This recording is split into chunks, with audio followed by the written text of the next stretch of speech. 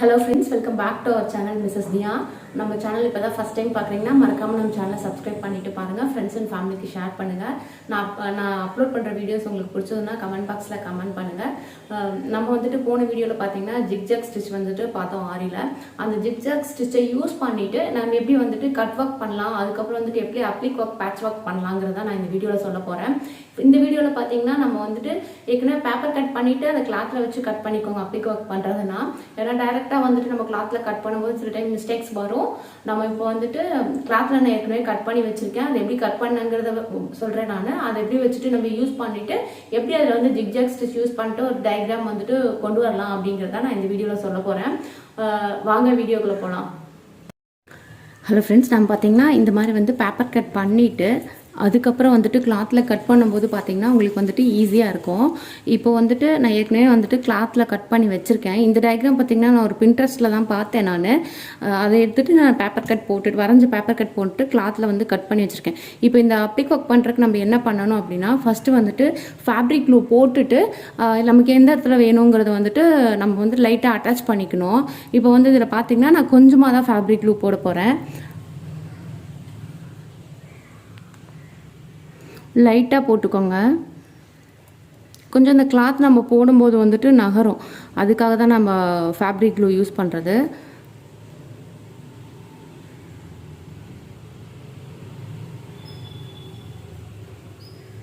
உங்களுக்கு எந்த இடத்துல வேணுமோ அந்த இடத்துல வந்துட்டு ஃபஸ்ட்டு ஒட்டிடுங்க.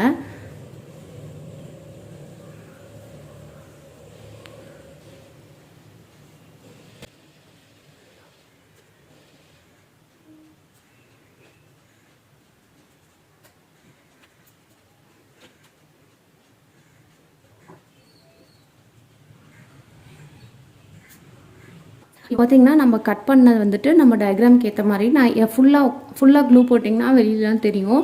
நமக்கு எந்தெந்த கார்னரில் வந்துட்டு நகரும்னு தெரியுமோ அந்த கார்னர்ஸ்லாம் போட்டுட்டு அதுக்கப்புறம் நம்ம வந்து இப்போ ஜிக்ஜாக் ஸ்டிச் இது மேலே போட போகிறோம். அது எப்படி போடுறதுன்னு பார்க்கலாம். நான் இப்போ வந்துட்டு ஜரி த்ரெட் தான் நான் யூஸ் பண்ண போகிறேன்.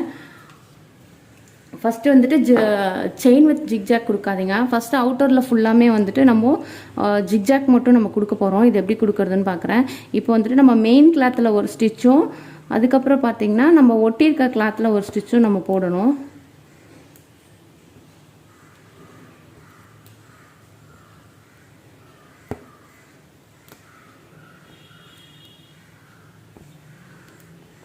கிளாத்து நல்லா ஒட்டி காஞ்சதுக்கப்புறம் போட ஆரம்பிங்க நீங்கள், அப்போ தான் கொஞ்சம் ஈஸியாக இருக்கும். இல்லைன்னா கிளாத் வந்து பார்த்திங்கன்னா மறுபடியும் வந்துட்டு உங்களுக்கு நகரும்.